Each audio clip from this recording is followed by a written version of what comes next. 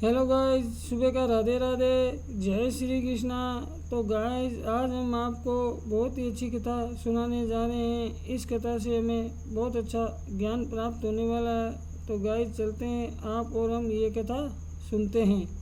अतिथि सत्कार।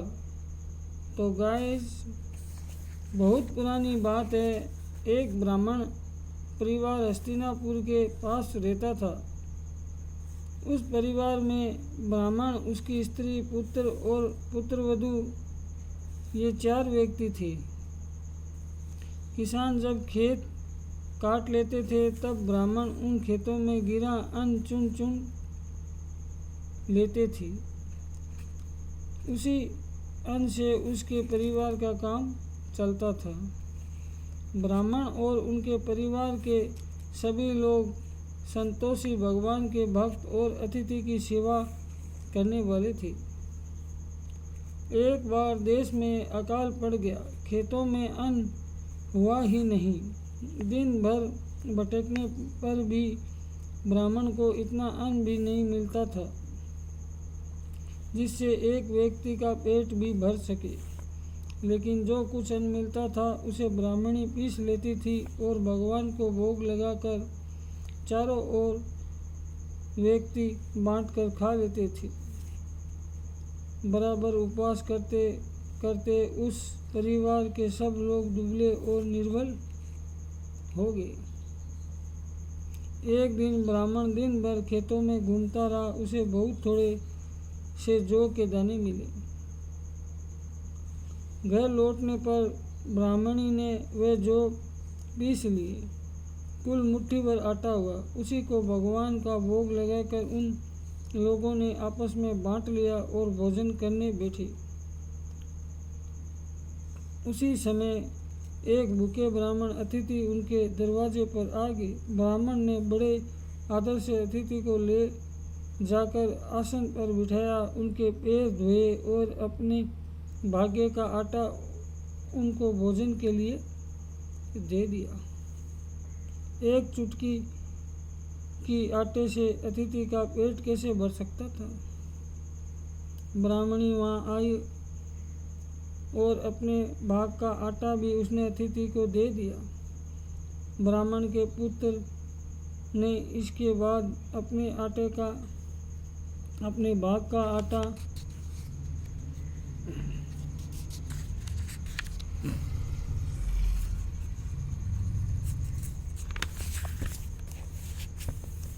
अतिथि को दिया और अंत में ब्राह्मण की पुत्रवधू अपना भाग भी अतिथि को देने आई।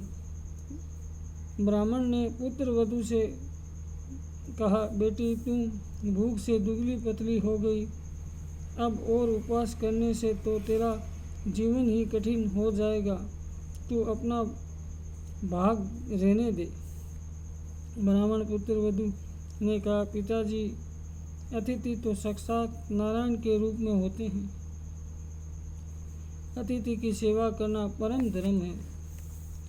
मैं अपने प्राण के लोभ से अन्न रहते अतिथि को भूखा कैसे जाने दूं। आप लोगों ने मुझे पुण्य का जो उत्तम मार्ग दिखाया है, मैं तो उसी पर चल रही हूँ। ब्राह्मण की पुत्रवधू ने अपने भाग का आटा भी अतिथि को आगे धर दिया। अतिथि ने उस आटे का भी हाँक लिया और जल मांगा। ब्राह्मण ने जब जल लाकर अतिथि को देना चाहा तो ये देखकर आश्चर्य पड़ गया कि उसकी झोंपड़ी प्रकाश से भर गई और उसके दिए कुश के आसन पर अतिथि के बदले साक्षात धर्मराज बैठे हैं। अपने पुण्य के प्रभाव से ब्राह्मण अपने परिवार के साथ विमान में बैठकर भगवान लोक को चला गया। ब्राह्मण की झोंपड़ी में एक नेवला रहता था। वह नेवला उस दिन पूरी झोंपड़ी में लेटता रहा। अतिथि ने ब्राह्मण के आटे का जब फंकी लगाई थी, उस आटे के 2-4 कण भूमि में गिर गए थे। उन कणों के शरीर में लगने से नेवले का आधा शरीर सोने का हो गया और उसे मनुष्य की भाषा बोलने की शक्ति मिल गई। जब इंद्रप्रस्थ में धर्मराज युधिष्ठिर ने बड़ा भारी यज्ञ किया तो यज्ञ के पीछे वे नेवला वहाँ आया और यज्ञ भूमि में लेटता रहा, किंतु उसके अंग का दूसरा भाग सोने का नहीं बना। उस नेवले ने पांडवों को ऊपर की कथा सुनाकर बताया, महाराज युधिष्ठिर बड़े धर्म महात्मा, उद्धार और अतिथि का सत्कार करने वाले हैं। फिर उस दरिद्र ब्राह्मण के आटे के कणों का प्रभाव तो अपूर्व ही था।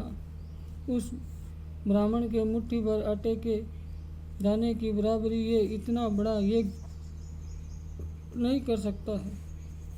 तो गाइस, आज हमने आपको ये छोटी सी कथा बताई। इस कथा से हमें यही ज्ञान प्राप्त होता है कि हमें कभी भी भूखे इंसान को भोजन कराना चाहिए, अतिथि को कभी भूखा नहीं रखना चाहिए और हमें सभी गरीब लोगों की सेवा करनी चाहिए। तो गाइस, आज के लिए इतना ही। सुबह का राधे राधे। जय श्री कृष्णा।